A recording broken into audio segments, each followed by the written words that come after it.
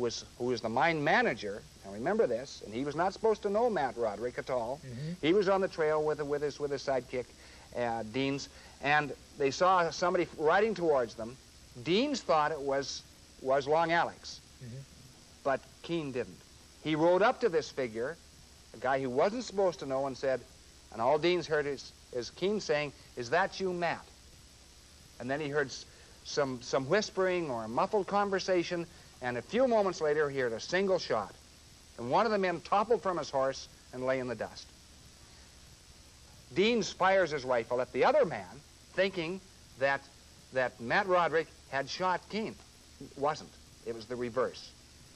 So there, Matt Roderick lay dead with one shot through his chest at very close range because the powder burns were still on his chest.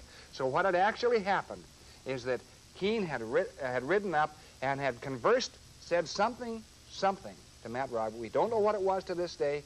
And he then leveled his revolver, and afterwards he said, "Well, I had to shoot him because he had his Winchester leveled at me," and so on. Well, this is probably nonsense. So Matt Roderick was killed with one shot through the chest. He lay dead in the dust. They examined the body, and according to the police report, $9.10 in change was found in the body, plus 2 small pieces of gold which had been chipped away from a bar wrapped in writing paper. So this is supposedly what was found on the body. But there's much local speculation there were other things found in the body. Okay. And the other things found in the body were a length of string, a candle, and a smuggler's vest. When we come back in a moment, we'll try and figure out where the bars of gold went, whether or not there was a double cross, all sorts of different things to discuss when we come back and reconsider Camp McKinney. Don't go away.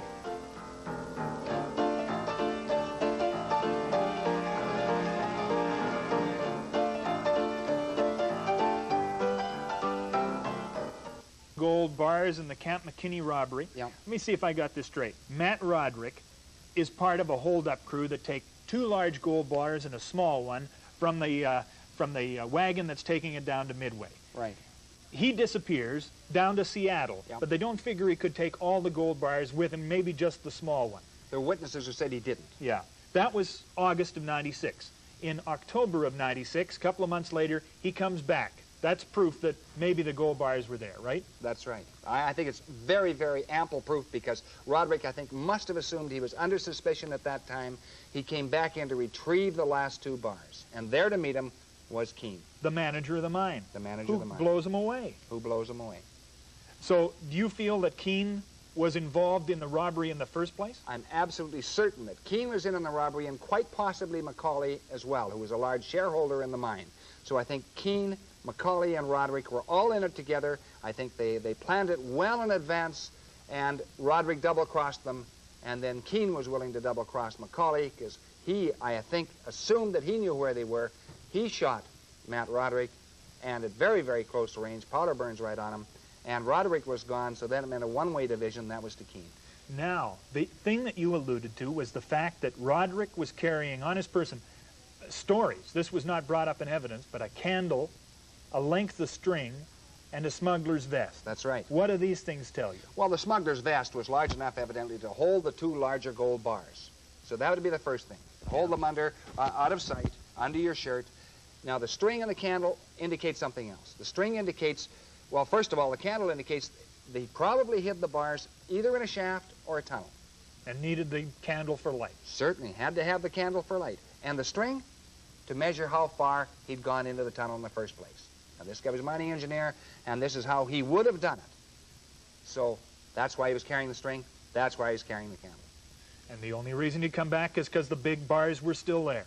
Because the big bars were still there and are still there. Well, what evidence do you have that Keene didn't find them? Well, that's rather interesting because Keene worked with my father in Trail many, many years later, and he never evidenced any indication of sudden wealth any time along the line. And he went back into that country with a logging outfit many years later and evidently searched then. So he did not find it. Keene did not find the gold bars. Long Alec was a guy who knew his way around the country, knew there was gold bars to be searched for.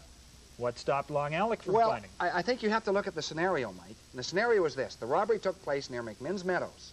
And McMinn's Meadows and Camp McKinney 3 or 4 miles apart by the old stagecoach road. So I think it's logical to assume that Keene did not bury the bars right at the scene of the robbery, nor would he have taken the chance to go into Camp McKinney. So somewhere probably around the halfway mark between Camp McKinney and Old McMinn's Meadows, somewhere close to the old Stagecoach Road, probably not too far off, somewhere in an old tunnel or an old shaft, and there are a lot in that area, which may now be caved, we don't know this, are the 2 gold bars that were hidden in 1896. Now, of all the treasure stories you've run up against, you feel most certain that these bars are there. Yes. Out of all the treasure stories I've researched, and I've researched hundreds, and most of them are erroneous. They're exaggerated and so on, but I feel there's so much evidence on this, Mike. And if you trace the careers of the individuals involved, the principal characters, none of them found the bars. Certainly Long Alex didn't find the bar. Certainly Keene didn't, and Macaulay didn't, and of course Matt Roderick was killed. How much is 2 gold bars at 20 pounds apiece? Is that about what they weigh? Well, they'd be about that, yes. They'd be almost 600 ounces. So 2 gold bars in Canadian funds at 600 ounces would be a little over $300,000. Actually, about $350,000.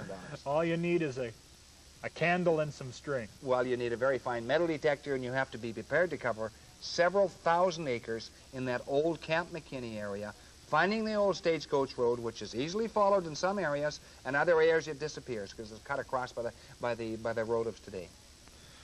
What's left at Camp McKinney today? Very little, Mike. There's the Camp McKinney was burned over in a fire in 1918, and then burned over again in a forest fire in 1931. Now, this particular shot shows us Camp McKinney in its declining years. 1928, and here you see the old road going through. That would be the original Stagecoach Road, and some of the mine buildings and some of the stores still left before the fire of 31 wiped them out. And this is because the camp only lasted really as long as the Caribou Amelia lasted, and the Caribou Amelia started to slip in 1904. And there were brief revivals in the camp from then on, but it never really made the mark because the other mines, all the other possibilities they thought didn't add up. Fascinating story. And you can still wander up there and see what's left of the diggings and a few shafts, and maybe with a candle, some string, and a metal detector, a load of your own. And a lot of good fortune and good luck. Okay. Bill, thank you very much. You're welcome. Man. That's the story of Camp McKinney on the southern part of the Okanagan and the Similkameen country. Probably whet your appetite. We'll see you again next week for another Gold Trail and Ghost Town.